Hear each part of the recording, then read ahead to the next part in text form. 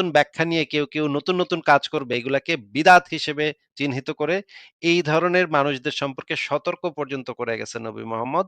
এখন আপনি বলতেছেন যে নবী মোহাম্মদ যেটা বুঝে নাই তার সাহাবা-একরাম আমরা এতক্ষণে বুঝেও গেছি যে আপনার কাছে সেটার মতো কোনো ইয়া নাই, দেখানোর মতো কিছু নাই।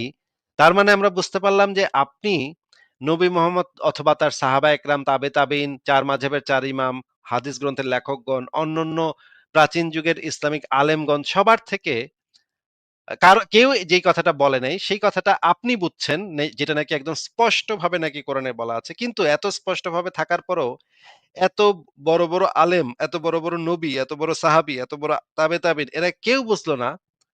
১৪৫০ বছর পরে আপনি আইসা সেটা বললেন যে সেটা তো একদম স্পষ্টভাবে আছে। তো এর আগে নিশ্চয়ই যদি স্পষ্টভাবে থেকে থাকে তাহলে তো নিশ্চয়ই প্রাচীন যুগের আলেমরা এটা দেখার সাথে বুঝে গেছিল।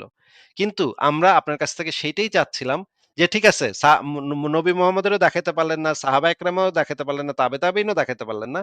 তাহলে যেকোনো একজন প্রাচীন যুগের আলেমের লেখা থেকে আপনি আমাদেরকে দেখান যে সে আ এই আপনার এই বুঝটা বুঝছিল নবী মোহাম্মদ মারা যাওয়ার ১০০ বছরের মধ্যে কোন একজন ইমাম, কোন একজন আলেম আপনার বুঝটা বুঝছিল। এটা কি আপনি দেখাতে পারবেন তাহলে? বলেন।